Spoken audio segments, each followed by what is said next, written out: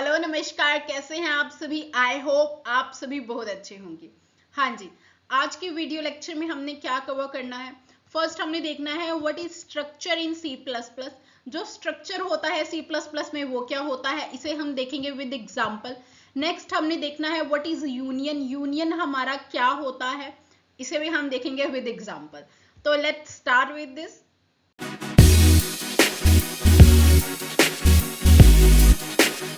हाँ जी, फर्स्ट हमने डिस्कस करना है structure in C plus plus. देखो स्ट्रक्चर क्या होता है। जिस तरह से आपका एरे होता है, एरे के अंदर हम क्या करते थे, सेम डेटा टाइप के जितने मर्जी एलिमेंट्स को स्टोर कर लेते हैं, है ना। अगर आपने इंटीजर डेटा टाइप के कम से कम 10, 20, 30 जितने भी वैल्यूज को स्टोर कराना है, हम उसके लिए एरे का यूज करते थे। फ्लोट कराना है उसके लिए एरे का यूज करते थे। कैरेक्टर, स्ट्रिंग कुछ भी कराना है हम एरे का यूज करते थे। सिंपल है। अब केस ये आ सकता है कि आपने वैल्यूज को तो स्टोर कराना है, बट जरूरी नहीं है ना सिर्फ एक ही डेटा टाइप की वैल्यूज को स्टोर कराना है। ऐसा भी हो सकता है आपने int, float, character, string, decimal value सबको क्या कराना है, स्टोर कराना है एक ही जगह।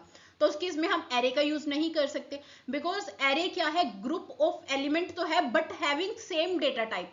उनकी डेटा टाइप सेम होनी चाहिए। But in case of structure यहाँ पे हम क्या करते हैं, ये ग्रुप ऑफ वेरिएबल्स है, ग्रुप ऑफ एलिमेंट्स हैं जिनकी डेटा टाइप डिफरेंट भी हो सकती है। ठीक है, देखो यहाँ पे क्या है, ग्रुप ऑफ वेरिएबल। देखो a structure can hold multiple variables of different types like int, float, char etcetera. ठीक है। The next is keyword struct. हम इसमें क्या यूज करते हैं, स्ट्रक्ट कीवर्ड का हम यूज करते हैं, जो कि हमें बताएगा कि दिस इज स्ट्रक्चर। ठीक है, we use struct keyword to create a structure used to create custom data types. You can create your own data type like a person, book, student, etc. अगर आपने अपनी खुद से कोई भी डेटा टाइप क्रिएट करनी है, फॉर एग्जाम्पल कोई बुक क्रिएट करनी है, अब बुक के अंदर आप क्या क्या डेटा डाल सकते हैं, जैसे कि आपने प्राइस डालना है, आपने डालना है पेज नंबर कितने हैं, इंट के लिए आप डाल रहे हैं पेज नंबर जिसे आप इंटीजर डेटा टाइप का लेंगे, आप डाल रहे हैं बुक की प्राइस ये है जिसे हम फ्लोट ले सकते हैं, आप डाल सकते हैं कि ऑथर ये है तो उस केस में हम क्या लेंगे, स्ट्रिंग्स लेंगे। तो ये क्या हो गया, डिफरेंट डिफरेंट डेटा टाइप्स को हमने स्टोर कराया एक जगह पे। ठीक है, अब जो भी उसके अंदर आपने वेरिएबल्स को बनाया है, ठीक है, अब उन्हें हम किस तरह से ऑपरेट करते हैं, किस तरह से एक्सेस करेंगे, with the help of dot operator. You use the dot operator to access member of structure. Structure के मेंबर्स को एक्सेस करने के लिए हम डॉट ऑपरेटर का यूज कर सकते हैं। Structure is like a box, think of it like a box that hold many item with different labels, जो कि अलग अलग आइटम्स को क्या कर सकता है, स्टोर कर सकता है, बहुत सी आइटम को जिसके डिफरेंट डिफरेंट लेबल हो, जरूरी नहीं है कि वो सेम ही होनी चाहिए। ठीक है, अब इसके लिए एक अच्छे से एग्जांपल देख लेते हैं। देखो यहाँ पे हमने क्या किया, this is our header file, header file को इंक्लूड करा लिया। अब हम स्ट्रक्चर को फर्स्टली डिफाइन करेंगे। यहाँ पे हमने क्या किया, स्ट्रक्ट, ये आपका कीवर्ड है जो हर बार आएगा। देन आपके स्ट्रक्चर का नेम, यहाँ पे हमारे स्ट्रक्चर का नेम क्या है, स्टूडेंट। हमने स्टूडेंट हमारे स्ट्रक्चर का नेम बना लिया। अब देखो इसमें मैंने एक लिया है रोल नंबर जिसकी डेटा टाइप इंट है, देन एक नेम लिया है जिसकी डेटा टाइप स्ट्रिंग है, और लास्टली मैंने एक मार्क्स लिया है जिसकी डेटा टाइप क्या है हमारे पास यहाँ, फ्लोट है। तो डिफरेंट डिफरेंट डेटा टाइप्स है, और लास्ट मैंने अपने स्ट्रक्चर को क्लोज कर दिया और लास्ट लगा दिया सेमीकोलन। सेमीकोलन बताएगा कि नाउ ये एंड है आपके स्ट्रक्चर का, अब हमारा स्ट्रक्चर खत्म हो गया है। ठीक है, अब हमने क्या करना है, स्ट्रक्चर को एक्सेस करना है, इसके वेरिएबल्स को एक्सेस करना है। तो हम कैसे करेंगे, अब आप आए हमारे वर्ड मेन के अंदर। यहाँ पे हमारे मेन के अंदर हमारा प्रोग्राम लिखा जाएगा, यहीं से एग्जीक्यूशन स्टार्ट होती है, हमें पता है।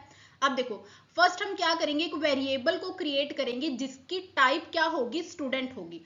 s1 इज माई वेरिएबल, ये मेरा s1 एक वेरिएबल है जिसकी डेटा टाइप क्या है, स्टूडेंट। मीन्स ये स्टूडेंट स्ट्रक्चर के सारे वेरिएबल्स को एक्सेस कर सकता है। नॉर्मली हम डेटा टाइप क्या रखते हैं, इंट, फ्लोट, कैर, स्ट्रिंग ऐसे रखेंगे, बट इसे स्टूडेंट क्यों रखा गया, बिकॉज इसे जो स्टूडेंट स्ट्रक्चर है उसके वेरिएबल्स को एक्सेस करना है, तो इसमें हमने उन्हें स्टोर कराया।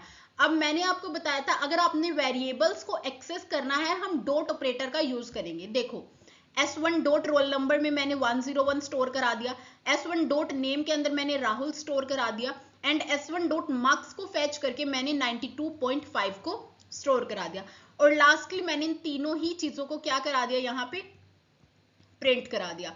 सो I hope this concept is clear कि हमने किस तरह से यहाँ पे वर्क किया है। स्ट्रक्चर का यूज हमने बेसिकली इसलिए किया है ताकि डिफरेंट डेटा टाइप्स को हम स्टोर करा सके, है ना। अब आ जाते हैं हम हमारे यूनियन के पास। What is union? देखो यूनियन जो है ये सेम है स्ट्रक्चर के जैसा ही है, ये स्ट्रक्चर का भाई ही है ना। पर अगर भाई भाई भी है तो भी कुछ डिफरेंस तो होते ही है ना। कोई चीज बिल्कुल सिमिलर तो नहीं हो सकती। अगर बिल्कुल सिमिलर है तो दो बनाने की जरूरत ही क्या पड़ी, फिर तो एक थी ही ना ऑलरेडी। तो यहाँ पे ये दोनों भाई भाई हैं, बट इनमें थोड़े से माइनर से डिफरेंस है जो इन दोनों को अलग अलग इंडिविजुअल बनाते हैं, है ना।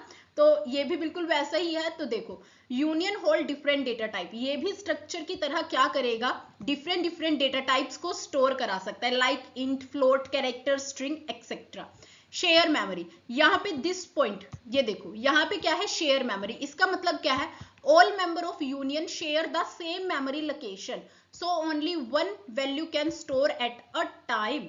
यहाँ पे देखो ये क्या कहना चाह रहा है कि जितना भी ये सारे के सारे एक ही मेमोरी लोकेशन को शेयर करेंगे, चाहे आप कितने मर्जी यहाँ पे वेरिएबल्स को डिक्लेयर कर लो, बट ये सेम मेमोरी लोकेशन को यूज करेंगे। But in case of structure वो सब अलग अलग मेमोरी लोकेशन को यूज करते थे, है ना।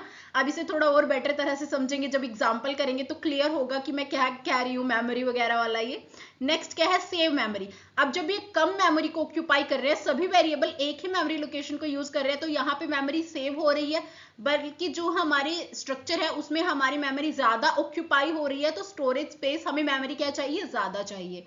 उसके बाद क्या है, अगर आप चेंज वन करते हैं is equals to effect all. इसका मतलब क्या है, if you change value of one member, अगर आप एक मेंबर की वैल्यू को भी चेंज कर देते हैं, ठीक है, the other members value might change too because same memory. तो जो और मेंबर्स है उनकी वैल्यूज के भी चेंज होने के चांसेस हैं, बिकॉज ये सेम मेमोरी को ही यूज कर रहे हैं, ठीक है। सिंटैक्स देखो क्या है, वहां पे आप स्ट्रक्ट यूज करते हैं, यहाँ पे आपको यूनियन कीवर्ड यूज करना है, और कोई डिफरेंस नहीं है। अब मैं एक और चीज बता देती हूँ, अगर आपको पता है इंट, जो इंट है इसका बिट की अगर हम साइज देखें तो इसका साइज कितना होता है, 2 बिट्स। सिंपल। अगर मैं फ्लोट्स की बात करती हूँ तो फ्लोट आपका कितना साइज लेता है, 4 बिट, ठीक है। एक आपका अगर फ्लोट वेरिएबल है तो वो 4 बिट आपकी मेमोरी लोकेशन में लेगा, but in case of character वो आपका कितना लेता है, 1 बिट। तो अब इनमें से लार्जेस्ट मेमोरी कौन ऑक्यूपाई कर रहा है, दैट इज फ्लोट, 4, ठीक है। तो हम यूनियन को कितने 4 बिट मेमोरी लोकेशन प्रोवाइड करेंगे टोटल, बस सिर्फ 4 प्रोवाइड करेंगे, ज्यादा नहीं। अब क्या करेगा, फर्स्ट इंट इन 2 को ले लेगा, ठीक है। जब फ्लोट की टर्न आएगी वो इन 4 को ले लेगा, बट उस टाइम पे इंटीजर क्या करेगा, इन्हें रिलीज कर देगा मेमोरी को। कैरेक्टर 1 को लेगा, उस टाइम पे इंटीजर और फ्लोट क्या कर देंगे, रिलीज कर देंगे मेमोरी को। मींस जब मेमोरी लिमिटेड है तो एक टाइम पे सिर्फ एक वेरिएबल ही मेमोरी को एक्सेस करेगा। बट अगर यही चीज आपके स्ट्रक्चर में होती, सेम इंट, फ्लोट, कैरेक्टर, तो वो कितनी मेमोरी प्रोवाइड करता है इन्हें, 4 + 2 दैट इज 6, 6 + 1 7, वो आपको 7 मेमोरी लोकेशन यहाँ पे दे देता, सबके लिए इंडिविजुअल। यहाँ पे देखो यूनियन के केस में हमें जो लार्जेस्ट बिट साइज है वो उतनी मेमोरी मिलेगी, but in case of structure sum of all bits, जितनी भी हमारा बिट साइज है उनका सम करके जितनी मेमोरी आएगी उतनी मेमोरी मिलेगी। तो this is the main difference between structure and union, ठीक है। अब यूनियन को भी एक एग्जाम्पल के साथ देखते हैं। सेम हमने हेडर फाइल्स को इंक्लूड कराया। यूनियन क्या लिखा है मैंने, कीवर्ड डेटा जो है मेरे यहाँ पे क्या है, यूनियन का नाम है। इसके अंदर मैंने इंट आई लिया, फ्लोट एफ लिया एंड कैरेक्टर ch लिया है, ठीक है। यहाँ पे सेमीकोलोन के साथ मैंने टर्मिनेट कर दिया, मींस यूनियन खत्म हो गया। अब वर्ड मेन के अंदर डेटा डी क्या है, यहाँ पे मेरा एक वेरिएबल है जिसकी डेटा टाइप क्या है, data type is data, because data मेरे यूनियन का नाम है ना, तो वो यूनियन के जो वेरिएबल्स है उन्हें एक्सेस करने के लिए इसकी डेटा टाइप क्या है, डेटा। नेक्स्ट डी के साथ डॉट आई को कॉल किया 10, जिसमें मैंने वैल्यू स्टोर करा दी, इसे मैंने प्रिंट करा दिया। डी डॉट एफ कराया, यहाँ पे मैंने इसको प्रिंट करा दिया, एंड ch को कॉल करके इसके अंदर a मैंने डाला और यहाँ पे a को प्रिंट करा दिया, ch को। तो ये था हमारा कंसेप्ट ऑफ यूनियन, ठीक है। देखो बिल्कुल सेम ही है ना, इसमें कोई फर्क ही नहीं है, एग्जाम्पल में सेम तरह से कॉल हो रहे हैं, सब कुछ सेम है। बस एक दो जो डिफरेंस है, द मेन डिफरेंस इज कि वहां पे आप स्ट्रक्ट कीवर्ड यूज करते हैं and in case of union आप यूनियन कीवर्ड यूज करते हैं।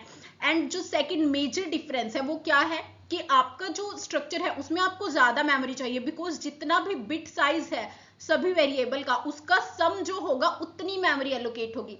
But in case of union, जो लार्जेस्ट आपका वेरिएबल है, लार्जेस्ट वेरिएबल का जो बिट साइज है, सिर्फ उतनी मेमोरी आपको एलोकेट होगी। ठीक है, यूनियन के केस में मेमोरी को शेयर करते हैं, सिर्फ एक टाइम पे एक ही वेरिएबल को मेमोरी मिल सकती है। But in case of structure, एक टाइम पे सभी के सभी वेरिएबल्स को हम मेमोरी एलोकेट कर सकते हैं। तो आई होप ये स्ट्रक्चर और यूनियन का कंसेप्ट अच्छे से क्लियर है। इसमें आपको कोई भी डाउट है आप मुझसे कमेंट सेक्शन में पूछ सकते हैं। Till then, thank you very much. Please like, share and subscribe our channel. Thank you.